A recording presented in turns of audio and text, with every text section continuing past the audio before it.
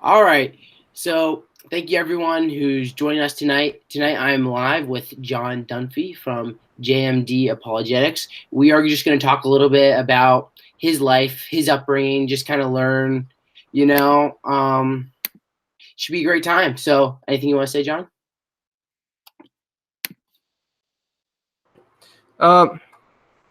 Whenever you want to ask, something is fine. I mean, my website is Christian Truth Apologetics. A lot of people may know about my website, but not know who I am because they may just click on an article or something on Facebook or somewhere else they come across it. So, and then maybe my YouTube subscribers, even though I post stuff in the community section, they can check out articles I post on there as well at ChristianTruthApologetics.com. Well, I just want to say that if you aren't subscribed to John already, just make sure you subscribe. The link is the first link you'll see in our description. And with that, let's get into it. So I think to start, John, I'm just curious a little bit on how you were raised, like kind of like what was the religious upbringing of your family that you were brought into? I was raised Christian, had some experiences that sort of made me see the hypocrisy of Christians and didn't really doubt my Christian faith, but rather, there are just some Christian denominations or Christians out there who claim to be Christians, but yet are, hypocrites. Just a few experiences with those, but then I started having more epistemic problems in my sophomore year of high school when I started coming across more atheists like Jack and Glenn, TJ Kurt, Cult of Dusty, who's Dusty Smith. Then I started getting into apologetics, worst atheist arguments they propose, and there's much better atheists and non-believers. An example would be Steve McRae. He's pretty good with philosophy and stuff. But anyway, I started doubting my faith. Basically, came into apologetics, came across Dr. William Lane Craig, John Lennox, Ravi Zacharias. I listened to a lot in high school.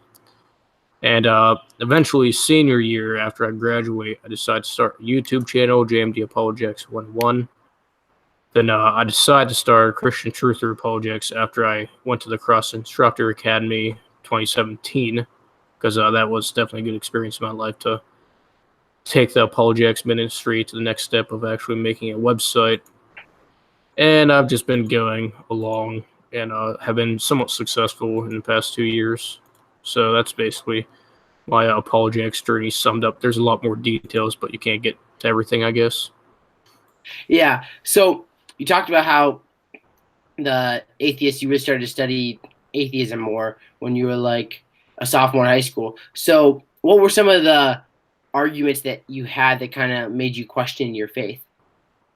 Who created God, the problem of evil, but when they propose a problem of evil, it's just something they don't like.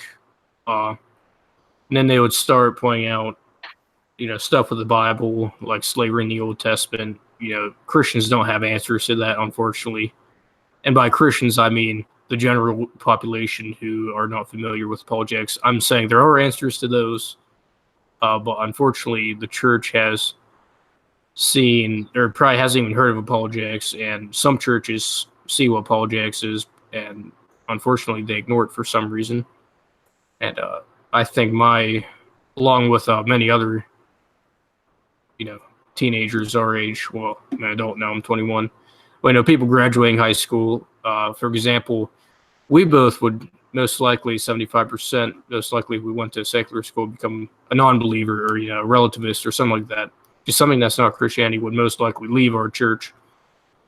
And I don't think the modern church realizes that apologetics needs to be the next evangelism, because the statistics show that intellectual doubts are having effects on people's faith and so on, especially younger folks. And I think the arguments I mentioned earlier, just a few examples, like why does God allow evil? Is God more a monster in the Old Testament? All these types of objections, are thrown out, of course, from the people I mentioned earlier, TJ Kurt. They're in their most simplistic and naive form, I would say, not in any deductive form or any argument form whatsoever. But, when I was in my sophomore year, I haven't taken a logic class or even looked at apologetics. So this to me was like, oh man, did they just refute my own religion that has been around for 2,000 years and so on? like some internet troll online spewing out their own arguments from incredulity, which would just basically be in part an argument from their own opinion through rants and so on. Those would lead to major doubts in my faith, and I didn't even know how to respond to those. And now, if you even read like my first apologetics book, is it up here? I think it's on the other side. Okay, I don't think I have it up here. Oh no, it's right here. The first real apologetics book I read was "I Don't Have Enough Faith to Be an Atheist" by Frank Turek. Literally, it deals with, it's a good summary of Christian apologetics, and every Christian should read that along with Cold Case Christianity and On Guard. If every Christian did that, then I don't think we would have as many problems with intellectual doubts, but rather having to deal with other political issues and stuff like that, like abortion and the LGBTQT community, I guess. Just stuff like definitely. that. Yeah, that's actually a great book. That was actually the first book I read as well. It's great just because of what you said. It starts at the beginning and works all the way through in terms of apologetics. So yeah, it's great stuff. So my next question for you is, when would you say you became a born again believer, and what led to that? You can talk about both the intellectual side, and obviously no one's just purely argued into the faith. So how is God working in you through that? What do you mean by born again believer? Like, when did you come to Christ? Like everyone has that moment where they say, "This is when I gave my life to Christ." I would probably say when I realized it was true. It's just like, oh, there is this being out there, a maximally great being who cares about those who have chosen to sin against him, and the whole gospel. Everyone knows the story of the cross and so on. So that's when I sort of made that major decision in your life to not so much have epistemic faith, but relational faith in the biblical sense, and like Hebrews 11 and so on, and other passages where Thomas says, "My Lord and my God." He was having relational issues and some epistemic issues, obviously, with Jesus rising from the dead until he saw his body, or until he saw the whole from the spirit and whatnot. And that's sort of probably when I first started dealing with doubts, probably junior year of high school, is when I made that decision to say, "My Lord and my God," Christ, of course. So I guess that would be when. Yeah, that's a great way of putting it. Yeah. So I just thought, because we always obviously hear that no one has argued into the faith. Would you agree with that statement, you think? What do you mean by argument? Well, that you're not going to become a Christian by just pure reason. There has to be like an emotional side to it. Sure. Well, I would say the relational part is more along that route, even though I think relationship knowledge is knowledge and therefore still under a category of argumentation, you could say, but it's a different type. Or because I don't think Christianity is just based pure on emotion, like, well, geez, I should become a Christian because I'm afraid of hell, or I'm afraid of death, or something like that. But rather, it's a major trust thing. You want to trust Christ, and obviously trust is more than just propositional knowledge. It's more than just facts and information, obviously. But I would say that people have to accept Christianity as true, accept premises and a conclusion, which is the gospel, which is an argument and logic. And I would say if that's the case, then yes, people are argued into the kingdom. But when people say people aren't argued into the kingdom, I think most of the time it's when an atheist or a Christian, or Mormons, basically a Christian versus any form of non-belief, just argue back and forth and get nowhere. I think that's the type of argumentation when people are talking about, but if you have an open mind like Christ, even though Christ is omniscient, so even it's funny because he's omniscient, but he acts open-minded when he talks with the Pharisees and so on by asking questions back and forth. And I think we took the approach Christ does with the sinners and so on, and help dealing with some atheist doubts who are sincerely seeking, but yet have no good reason to believe. I think that's a form of apologetics, and I hold that apologetics is a form of evangelism. And I think that's how God can use that through the Holy Spirit, or just through the Imago Dei and people being epistemic agents in the first place. But I think to make that trust step, you have to as Jay Warner Wallace would say, you have to go from belief that to belief in. If that answers the question, I know there's a lot there. Oh yeah, there definitely is a lot there. But I think you did. I think that makes a lot of sense. Yeah. So actually, this is funny because the next question on my sheet here was the best argument for God, and someone just commented, if you guys had to choose, what are your guys' top 3 arguments for God? I mean, I guess you can go first. You go ahead.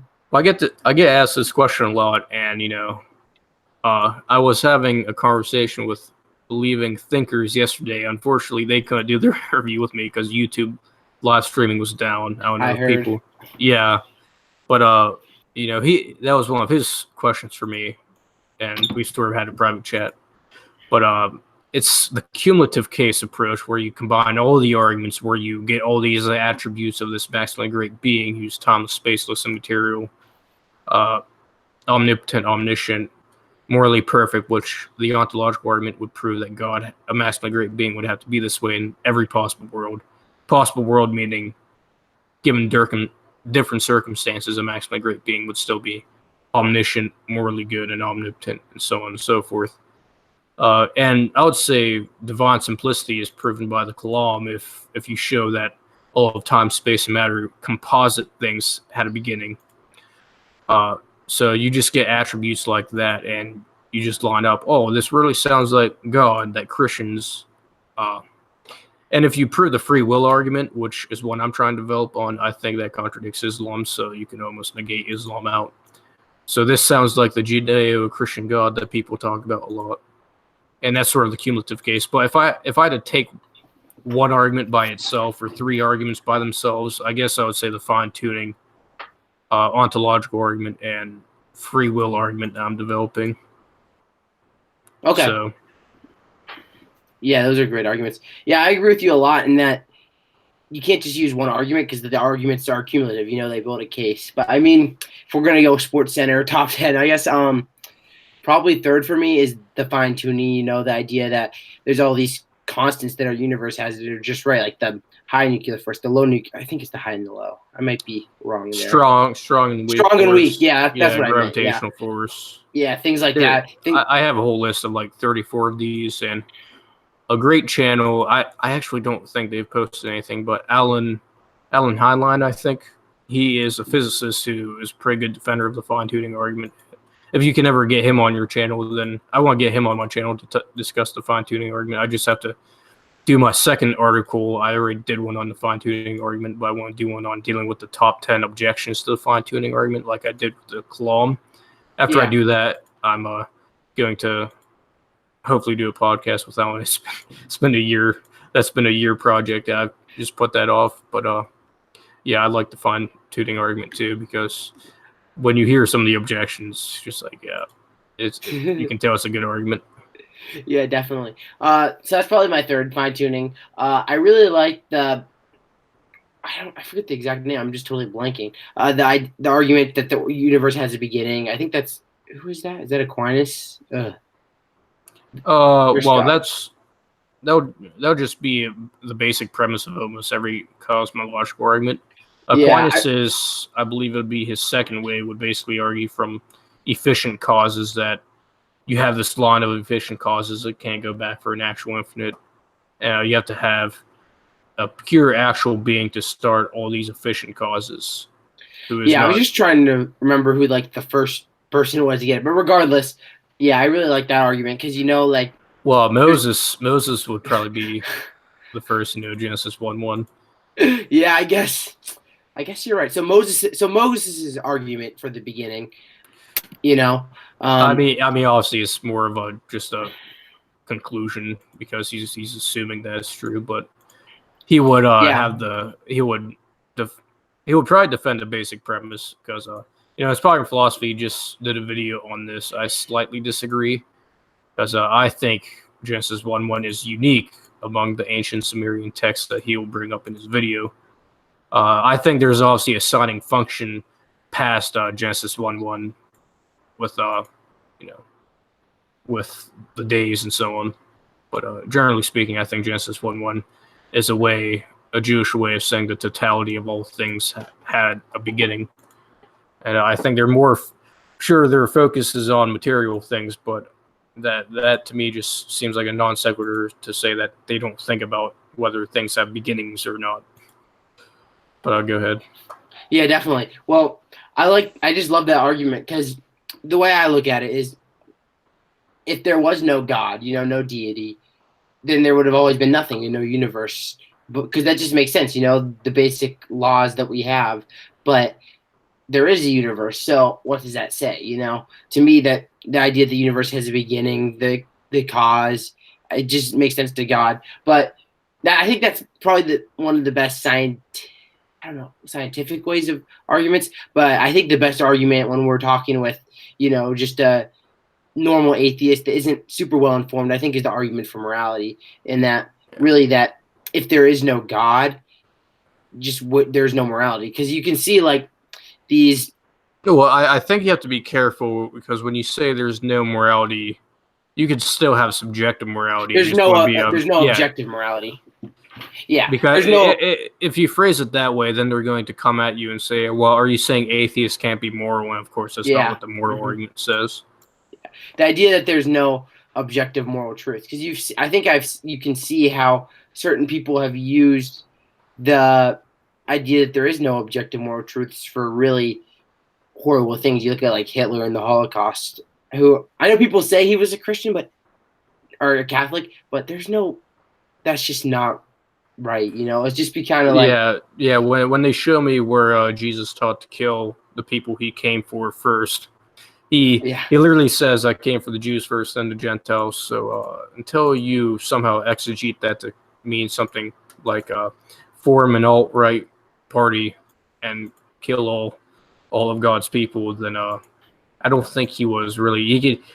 You could say he's a Christian, but it's not a no true Scotsman fallacy to say he's not, because there are standards for being a Christian. You have to you have to follow the teachings of Jesus, and I think the teachings of Jesus contradict Hitler's actions and so on. I think it's common sense. Yeah, it's pretty safe to say that he didn't. So that's my favorite argument, just because the idea that imagine a world without objective truths. This isn't more of a formal argument, but it's just a world that most people don't want to live in, and a world that most people would agree that there are objective truths about morality, and that points to a God. So, just looking at the chat here, Silly PB, hello, hope you're doing well, says, lately I've been seeing the evolution argument, we are animals mentioned in different social networks. So I think she's saying that evolutionists are basically saying that we're animals. So do you have any thoughts on that? Well, I am a theistic evolutionist, but I also hold to a different view of the image of God than IP does, because I think that humans are epistemic creatures, and I think it's pretty clear, besides procedural knowledge, even though animals know how to do things, but it's based on their biology. I don't believe animals have free will whatsoever. And I think it's clear that, and the free will argument, if it's successful, would basically argue humans have libertarian free will. God is a maximally great being it would be maximally great to have libertarian free will in almost every given circumstance. So something along those lines is the argument I'm trying to form, but I think the Imago Dei is part of that, of human ontology, instead of just saying, the Imago Dei is just being in control of the earth like God is of creation. And I agree with that, but I think it's because of the way God has made our ontology. I think God has used evolution through structuralism and providence to create humans the way he wants to.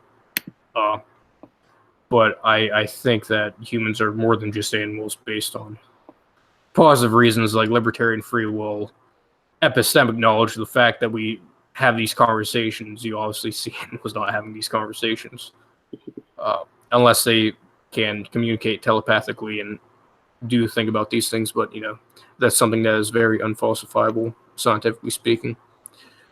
Those are my thoughts, I guess.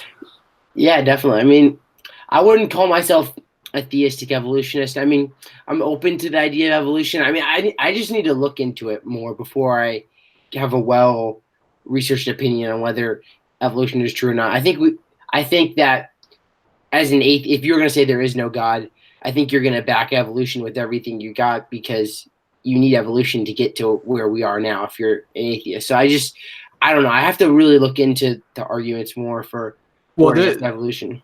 Well, this is when this is the whole problem, the whole evolution versus creationism dichotomy, because, well, what do you mean by evolution? Well, if you mean the biological process of all creatures having a common ancestor, for 3.9 billion years ago, however long it is, then, that's a scientific claim.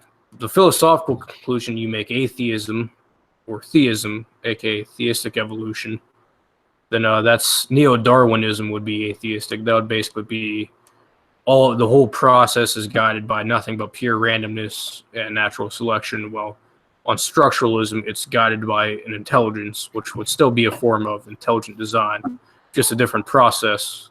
And I think when you make philosophical conclusions, it's not scientific anymore, almost by definition. Yeah, definitely. The evidence that just I'm reading from the chat. It says the evidence is that we share 98.5% DNA with chimps. Now, I've heard that that's true. The idea that we share DNA with chimps, and I'm pretty sure that's pretty accurate. I think it's anywhere, it varies between 90 to 98. I think it's more like the 97, 98. But I don't know if that. Oh, good. I was gonna say, I don't think that. I mean, it could just mean that we have, instead of a common ancestor, a common designer. But I mean, once again, I haven't researched evolution enough to really make an intelligent opinion on that. Well, if the argument is, well, we share 98.8% DNA with, a chimp or whatnot, and that somehow proves a common answer, I would agree with the creationists in that, well, it could just be a common designer using common DNA to create different things with different coding and so on. I would agree. I would say that's non sequitur. I guess what would go for me, I guess, would be, this is not in my field of interest, but when I used to be big into this, how, they trace through our DNA, our ancestors. And I think there's stuff in the DNA where they trace it back and they can tell, oh, look, and use inductive reasoning, look, this is the best explanation because, if we can do it with human DNA and track back where we came from, they sort of do the same process with other animals and sort of make a conclusion, I guess. That's typically what I understand from evolution. I'm not big on the whole topic, but I deal with the more philosophical conclusions from it because the scientific data can be equally accounted for. Now, again, you have to be careful with Genesis 1, Genesis 1 through 3 when you're talking about evolution. But if we're just talking about theism versus atheism, then or any other worldview, then they all equally account for it. It depends on at this point, well, which is actually true. I would say evolution doesn't undermine any arguments for God's existence whatsoever. And if the arguments are sound and valid, you go with Christianity or theism at that point, and then Christianity later, depending on what your approach is. Yeah, definitely. I guess we'll just go to a different direction here. Samuel says, are you guys a certain denomination out of choice? If not of choice, which one would you join? I guess I can go first here. So I consider myself like a non-denominational Christian. I go to a Christian Missionary Alliance church, but I don't call myself a Christian Missionary Alliances. I don't know what they call it. I just consider myself a Christian. Just plain and simple. I believe that Jesus rose from the dead, that he's God, things like that, the basic Christian doctrinal beliefs. But I don't align myself with a particular denomination. I would say I'm probably the same way, but I've been looking more into Protestant versus Eastern Orthodox theology, and I would probably end up agreeing with Eastern Orthodox a lot. I would still hold to like sola scriptura when it comes to the Christian life and so on. Now, is it the ultimate authority to my epistemic approach of apologetics? I would say, well, in some case, yeah, because how Paul argues, I think he takes a more classical approach. But generally speaking, when I'm dealing with epistemic and philosophy and logic, the Bible, which the Bible isn't supposed to be, it's not, the point of the Bible is theology and the gospel and so on, not so much logic and how you should what epistemology you should take. I don't take the Bible as my ultimate authority on that, but when it comes to what the scriptures are saying about salvation and so on, I would hold to sola scriptura. Just a doctrinal issue, I guess. But I guess I would be more non-denominational. But when you get into specifics like that, I'm sort of an eclectic, which will basically be mixing doctrines together, making them compatible. Yeah, I think that's actually all the different branches of Christianity we've had. I think atheists often use that to confuse Christianity. Like they'll say, "So you're Christian? Well, which of the 3,000 Christianities do you believe in?" You know? Yeah, I always love saying, "Well, which did you see my Devil's Advocate with Inspiring Philosophy?" No, I haven't yet, unfortunately. You should watch the first hour. It's pretty funny. But I basically was like the IP. I think at one point, well, there are 30 billion different forms of Christianity. Which do you hold to? And I think he started laughing. I can't remember, but each besides the cults like Mormonism and Jehovah's Witnesses, I think Seventh-day Adventists and stuff like that.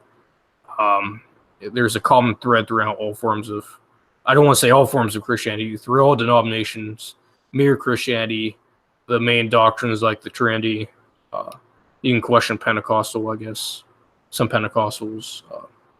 The Trinity, the resurrection of Jesus, God's existence, and all these other main doctrinal claims that, most denominations hold to. I would say, yeah, they're part of Christianity, but what I like to call Christian relativism, you have these doctrinal disputes, and a lot of these are just way churches are set up and not even doctrine half the time, with how they take communion and stuff. So a lot of it isn't even doctrinal and theological disputes. Obviously, there's some like how some churches will not condemn homosexuality and some condone it. There's obviously big issues with that. Through some Presbyterian and Methodist things going on right now. My one church I'm going to, they're having some issues with that. But other than small issues, well, I don't want to say that's a small issue, but other than issues like that, most denominations hold to mere Christianity and are a Christian denomination, which is the whole point. Yeah, definitely. So we'll just go on to another question. Samuel Park says, also, what do you guys think about the Tom Jump style of atheists that say there's absolutely no evidence for the Christian God? I mean, you want me to go first, or you want to go first? Well, are you familiar with Tom Jump? I know a little bit of his stuff. I'm not super informed, but I do know about the no evidence idea. I mean, so it's up to you. Well, I'll just go over his epistemology from the conversations I've seen him have. I'm pretty sure I have this right, especially when he asked my question. That was the last question on Modern Day Debate, I think, between his debate with Inspiring Philosophy. And his thing is almost like a fallacy of composition in his epistemology, where he basically says we have finite minds and cannot have any knowledge whatsoever on infinite things like God. And basically, your metaphysics, which would be principles of how the universe works, it almost seems like he's arguing you can't have any sort of metaphysical knowledge and we can only have inductive claims and so on. And when people argue this, my question was basically, well, metaphysical principle number one, how do you know there are other minds other than your own? That's a pretty big claim and something you can't have with absolute certainty. And as a principle, you have to establish to do epistemology, because if I'm trying to convince you, you're trying to convince me, you obviously have to be convinced that I have a mind and I can actually, you're actually interacting with someone in reality. And then my next claim, and this would be testing his consistency with his epistemology, with his limited knowledge, how does he know that what he is experiencing is actually reality? He can know that he's experiencing something, but the details of that, if he can't know with absolute certainty of because reality would be infinite in the sense that you can't know with your limited knowledge whether what you're seeing is real or not, and can you really have accurate claims about how things are? And if you can't, then your whole argument just falls apart. And I just test his epistemology with claims like that in his metaphysics. Yeah, definitely. I'm just gonna read a tweet. Actually, I mean, I won't get into it as detail as you because you obviously have a lot more experience with Tom Jump. But I'll just read a tweet. I read this from Greg Kukul a few. I think I'm saying it right. I read this about a few weeks ago, or like a week ago. He talks about this exact claim, the no evidence for God. Here's what he says. He says, "No evidence for God, really? There's a difference between saying there's no evidence and saying the evidence offered is inadequate or conclusive. If inadequate, to be fair, you have to show why the evidence given isn't good and how your alternative explains the facts better." Yeah, I think he really sums it up right here in that it's really just, I think it's very irresponsible to say that there is no evidence for God. Uh, yeah, because I think that idea, the naturalism hypothesis, doesn't answer all the questions. So I think that it's completely credible to say that there is evidence for God. Well, the lack of belief atheists, I'll just let them define atheism however they want to. Like, if you grant them their lack of belief, it's literally just their own opinion and it doesn't even matter. But if they're basically going to argue, well, I'm not convinced, they're probably not going to say, well, I'm not making claims about reality, even though what you believe is a claim about reality. And you probably think your belief is justified. And if that's the case, then you would claim to have knowledge, which is justified true belief. So if you're going to argue, well, I'm just not convinced, there's at least two criteria you have to fulfill. You have to actually know what you're arguing against, or AKA, what do we mean by God, to say there is no evidence for God. And usually they're going to respond, well, in two ways. Well, why? Oh no, that's, you haven't defined correct. You haven't defined God correctly. That's not my burden of proof, even though it is, logically speaking, here on this argument. Because if you claim there is no evidence for God, the thing you claim there is no evidence for it, what do you mean by God? And if you can't give a definition, then you can't say there is no evidence for that which you don't even know how to define. So you can't lack belief in that which you don't know how to define. So they're going to, well, basically switch the burden on you. And at that point, I'll say, okay, good. Now, let me give my definition of God. And then when you repeat it back to me, and like Aaron Ra would do, a magical anthropomorphic man, basically, is his definition of God, which is a straw man definition. So you can't even go that far because you probably won't get past that point. You won't even, most likely won't even come to a conclusion of, they probably won't even accept your definition of God or accept your beliefs, because then they'll start being like, well, Christianity means this or that. But anyway, and then the second way is going to be, well, God is omnipotent and omniscient, so he knows what would convince me. And at that point, well, if you don't even know what would convince you, like Matt Dillahunty would say, I don't even know what would convince me. And it may be the case that nothing will convince you, so perhaps that's what God knows, and that's why you're an atheist, perhaps.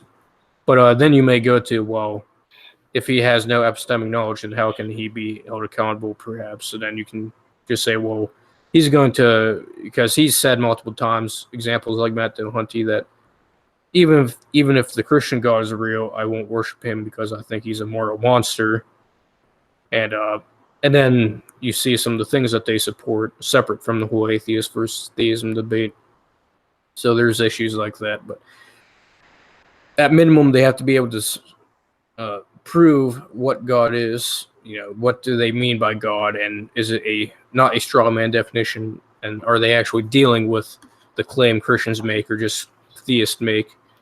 And then what would convince you, basically? So those would be my minimum burden of proof that I think the lack of belief atheists would have to prove, to say there is no evidence for God. They have to, well, if they say there is no evidence for God, then that's a very big epistemic claim they're making with limited knowledge. And if Tom Jump makes that claim, then he would literally have to have all knowledge to say there is no evidence for God. You can say, from what I've seen, I haven't seen any knowledge. I haven't seen any evidence for God.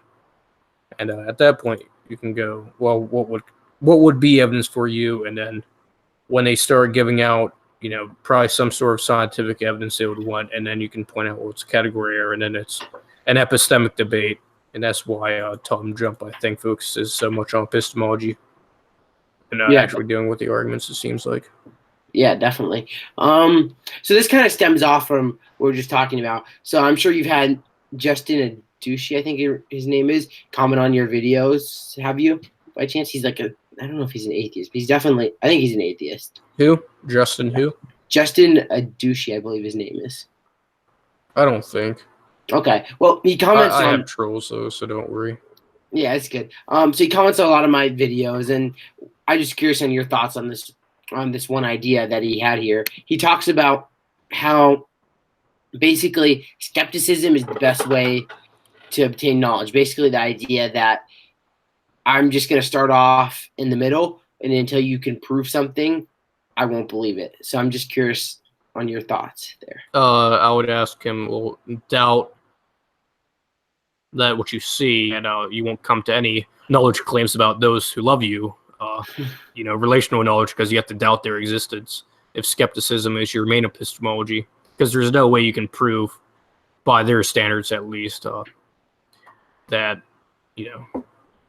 they exist. And when you look how Tom Jump argues with naturalistic pantheism, you can just push. Well, Dr. Raspian, I think his name was, he basically said, well, there could be ear pantheism. My ear may be creating reality to make it think how it is, and so on. And, at that point, your skepticism isn't justified, perhaps. But, if skepticism is your main epistemology, logically, you can't really accept anything as true. But you have to set a standard, I guess. And I guess you could practice the principle of charity and ask what their standard would be and see if that is reasonable or not. But generally speaking, I think skepticism, if we're talking about hardcore pure skepticism, I think you have to doubt things that are just so common sense and intuitive about reality and what you witness in your own life experiences. I don't think people actually live that way or could stay consistent. Yeah, 100%. Jose Martinez says, who do you guys think is the most arrogant atheist on YouTube?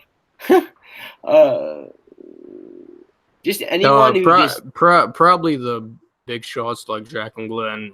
Dusty Smith, he's the most arrogant to me. TJ Kurt, all the big ones, I think.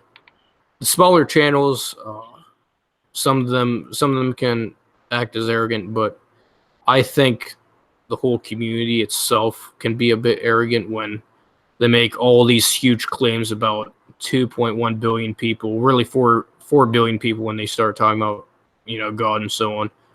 But I think some of their claims about Islam may be accurate, but, I think when they, and the whole thing is just based on their own opinion, and they just make these huge claims because half the time their whole argument is, well, I'm not convinced. And then they make all these moral claims about Christianity, even though they don't do much hermeneutics, because literally they don't want to do hermeneutics. So they just say, well, God should be omnipotent enough to make the Bible clearer, so I don't have to do my homework, basically. That's basically the online atheist argument from Divine Hiddenness summed up. There's when it comes to atheist philosophers who study this stuff for a living, then the Divine Hiddenness argument has more merit, but there's still problems with it.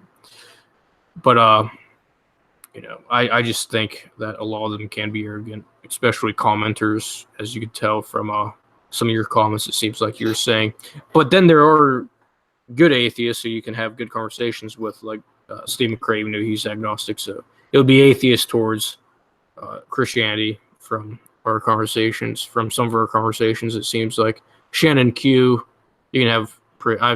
I think I've had her on my channel. We had a pretty good conversation. Cyrus, I'm friends with Cyrus. He's helped me with a lot of my tech issues. Just there's a few atheists that I get along with, so it's not all of them. I don't want to say atheists are arrogant, but some atheists are arrogant, just like how some Christians are hypocrites. So. Mm-hmm. Yeah, 100%. Yeah, I don't think I have names, but just I think when you just start taking Bible verses out of context or saying there's no evidence for God, there's 3,000 gods except for, and you just I believe in one less than you do, like things like that. Yeah. I think that's when it gets arrogant, because you're just making claims that don't make sense.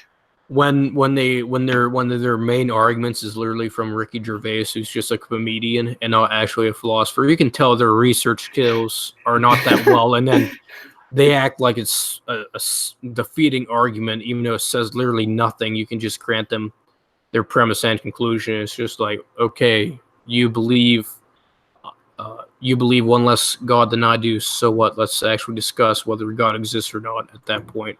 Even though there's problems with the argument itself because it's formulated by a comedian, and that's why it's not a good argument. I find Yeah, it funny when definitely. Michael Shermer uses that argument. He used it in his debate with David Wood. I think he did with Frank Turek, but I know he did with David Wood. And it was just hysterical because David Wood just tore it apart. What Do You Mean has a pretty good video on this as well, where he basically changes some of the definitions on things because that's what the argument has to do with God and the 3,000 gods, because clearly there's a distinction between a maximally great being and polytheistic beings and so on who are stuck in the universe and stuff like that.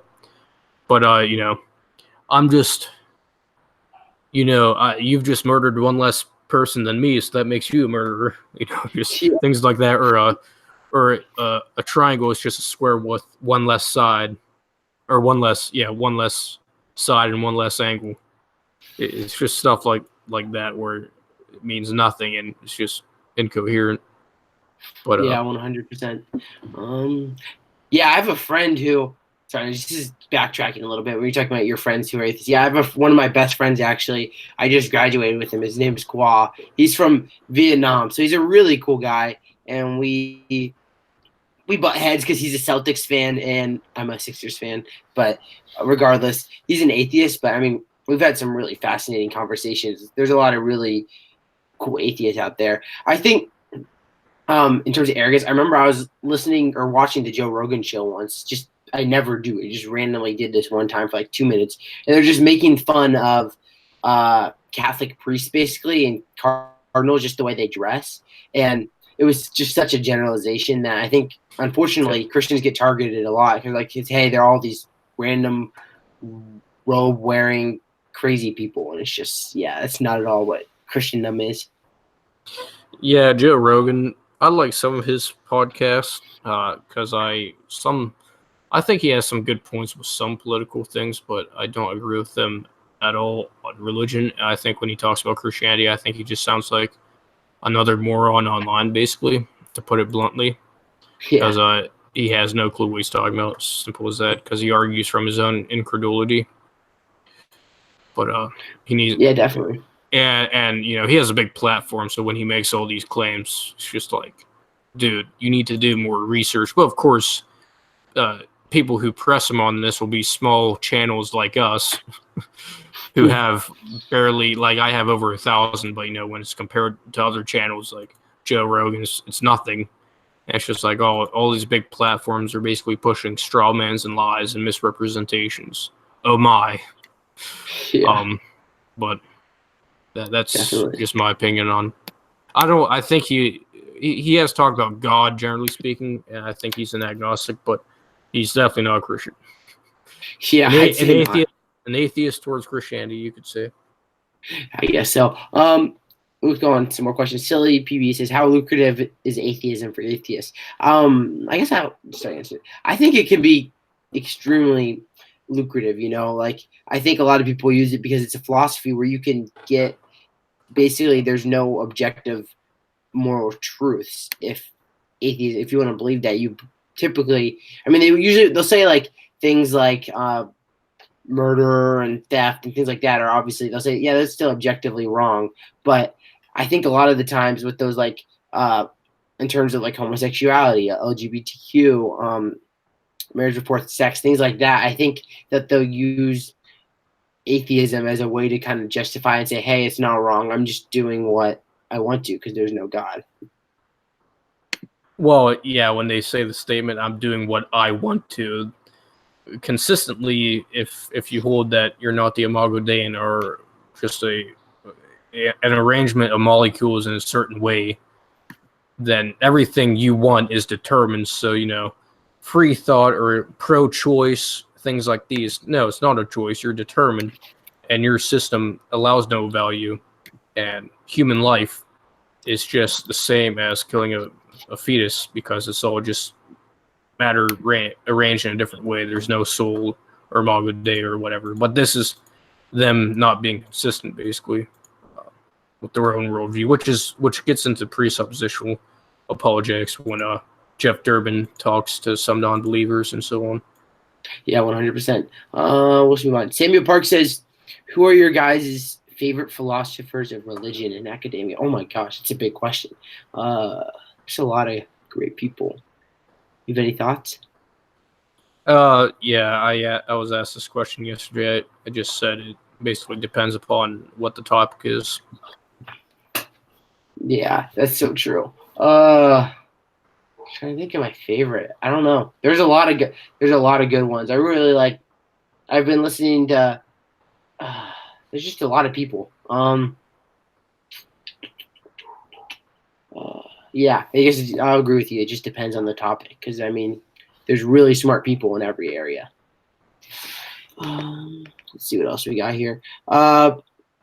So wait, I got a question here. Sorry, I'm just reading this. The question is, was John the Baptist tempted by Satan like Jesus? Well, I don't think there's an account in the Gospels. I may be wrong about this, but I'm pretty sure there's not an account where Satan appears to John the Baptist like he did with Jesus, because I'm pretty sure the Gospel of Mark starts out with the temptation, I think. Yeah, I think so. But now, if you mean like, well, was John the Baptist ever tempted by sin or something like that? And Satan the cause of that sin? Maybe. But if there's actually an account in the Gospels or anywhere in the New Testament or even in church history or whatever of John the Baptist being tempted by Satan, but that sounds like something that would be in the Gnostic Gospels, but I wouldn't know how to answer the question because I haven't heard of that. So Yeah, same. I don't think there's anything like what we see with Jesus in the Bible. I mean, he's obviously tempted by sin because he's a human like we all were. But I mean, yeah, I don't think there's anything in the Bible unless I just like accidentally have missed a book that I've never read before. Um, so this, I'll just ask you this question. So obviously, apologetics can be very heavily in the academic realm. A lot of arguments, a lot of debates. I'm sure you've listened to. So how has apologetics affected you in a personal walk, your personal walk with Christ? it gives you more reason to take the relational knowledge or the relationship more seriously because you have good reason to believe that Christianity is true. And there's obviously a lot of consequences for it not being true or for it being true. Sort of a Pascal's wager sort of thinking right there, but that's not how someone becomes a Christian 100% of the time, I would say. Yeah. I would say it gives me more reason to take the walk more seriously. Does it have any impact on certain things that happen in my life? Yes, in the way that it makes me take Christianity more seriously.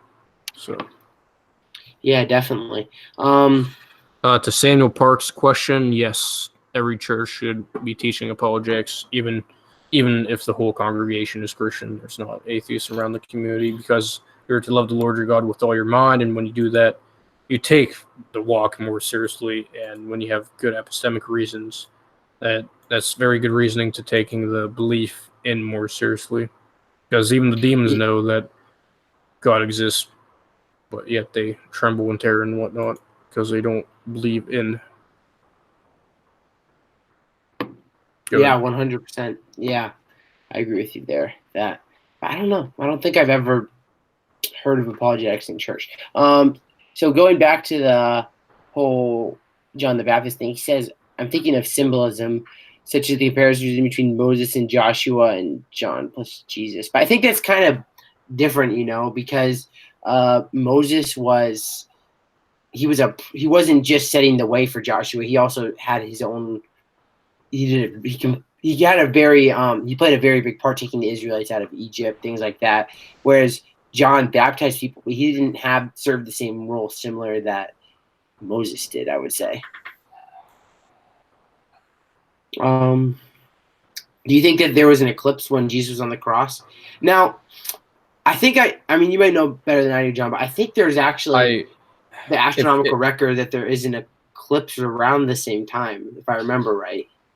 I don't know. There may be, if this is like a sort of small detail that the Gospels disagree on, or apparently disagree on, I would have to do more research into it, because I'm basically not a walking textbook on or a Norman Geisler systematic theology book walking around with legs, basically, of being able to deal with every little detail on top of my head. I could do research into it and probably come to a more conclusive answer, but on top of my head, I can't. Yeah, definitely. If the gospel says that there is darkness, then it would have to. If they're accurate, then most likely there was, which I think they are accurate, obviously. But I'd have to do more on the topic itself. Yeah, that'd be a fun one to research. Silly says, if you were speakers to hundreds of unbelieving teens from public schools who are attending a conference, how would you tackle that? Where would you start? So I think the question basically is, if you're talking with unbelievers, atheists, I guess you could say, where would you start?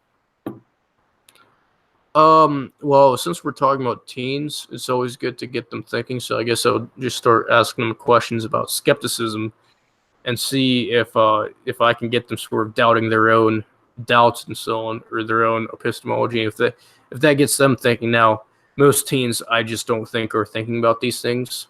I wish they were, but if you gathered like all the unbelieving teens into one conference, I guess I would start out like that, because that's to get them open-minded. And I would first ask, if Christianity were true, would you be a Christian? But of course, you're dealing with not an individual but groups. So if they're there to listen, and they, let's say, hypothetically pay to listen, then that shows that they are open-minded. So I guess I would start there, and if you get them open-minded, then just give them the case for Christianity.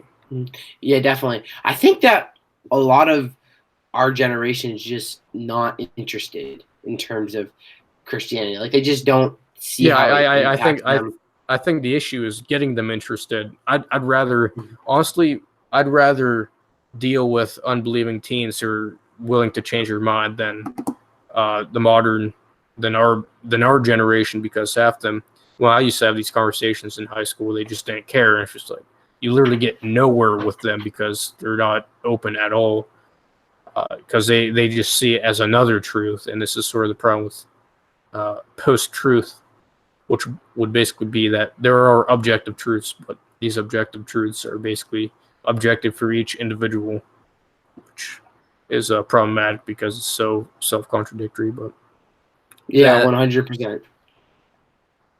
Now, when I say I'd rather someone be an atheist than someone who doesn't, obviously I want them both to be Christian, but I think it's much easier to reach someone who is an unbeliever but yet open-minded and so on. Yeah, definitely. Someone who sees you as right, but yet someone whose beliefs contradict yourself as right as well, and they go purely on emotion, and no matter what you say to them, they would admit, yeah, that's a contradiction, but I just don't care, because all truth is relative. Then you almost get nowhere with them, which is a problem.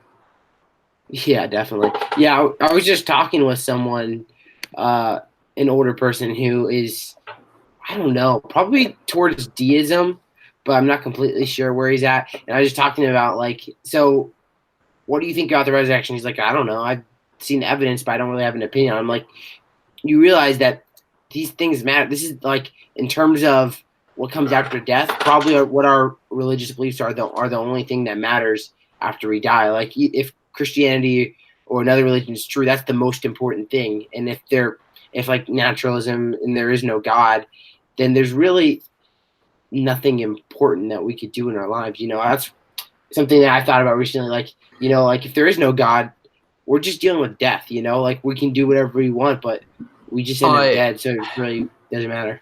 I guess you could go into the whole, well, is there meaning, purpose? I'm forgetting the other one. Oh, and value. And then is there really objective morality? Because most of the time, people do find things to be really wrong. They don't have a consistent epistemology with it.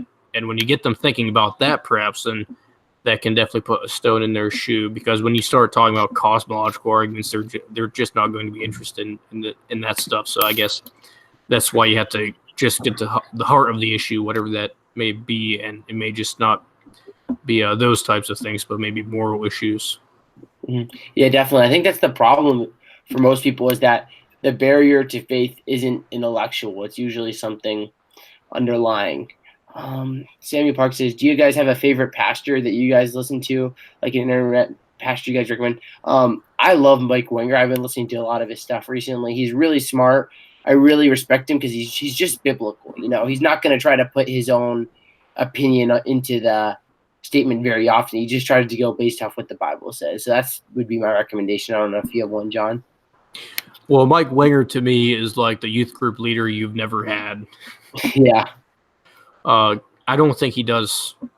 I think he may still be the youth preacher at the church he preaches at, but I don't remember. But yeah, I guess pastors like that. I don't have any specifics besides Mike Winger, I guess, on the top of my head, but pastors who can incorporate apologetics into a message, but yet, have good messages and are ready to use apologetics. So I think every pastor should be like that to be more biblical. Yeah, 100%. Just reading through the chat, I was thinking he's talking. So this is back to the eclipse thing. He's talking about how you see the how in the ancient world an eclipse was a symbol for non-believers into the true God coming into repentance. Yeah, that could be true. I mean, I'm not super well informed on this topic, but I mean, it seems to make sense to me from the outside, you know?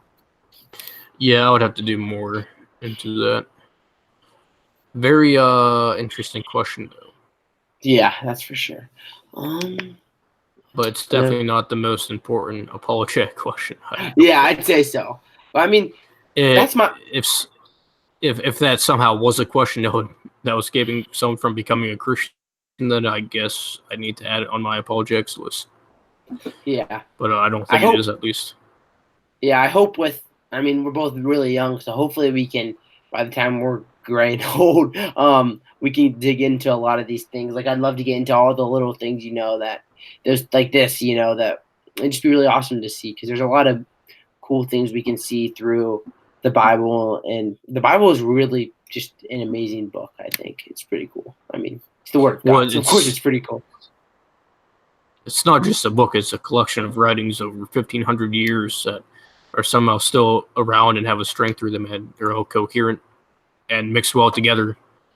Geez, a coincidence? I think not, but science. Yeah. No, I'm just kidding. I mean, I think that's a great place to close, I guess. I mean, I don't know if anyone else has any other questions last minute, but I mean, yeah. I mean, Bible's pretty cool stuff. So, yeah. So, I mean, I guess we'll. Oh, so are you just working on the 78 questions? Is that like your guys' big project right now? Yeah, just kind of working through those. You're welcome to join us anytime you want. So yeah, if you haven't checked it out already, we have my Carl and I. So Carl does a little bit of work on this channel. We're working on answering 78 questions asked Christians with the atheist voice. So if you want to check out that playlist, that is in our playlist tab, I guess. And John, you are more than welcome to help us join in and start to answer some of those questions if you want. Yeah, I could definitely do a few. That'd be fun. Yeah, I would. We'll stay in contact with that. Yeah, so if you haven't already, make sure you subscribe to John, JMD Apologetics. The link is in the description. And if you're interested in more of our stuff, if you haven't already, please subscribe. The links for our social medias are in the description. If you want to become a patron or give a one-time donation, those links are there. And the 2020 Christian Apologist March Madness qualifiers are underway. So if you have a Twitter account, be sure to vote, because it was certainly a fun time the first time, and it will be a second time. So thanks for joining me today, John. I really appreciate you coming on tonight, and it was a great conversation. Yeah, no problem. I think everyone should subscribe to Adherent Apologetics and check out their website and stuff. Yeah, 100%. Well, thank you everyone for tuning on, and have a great night.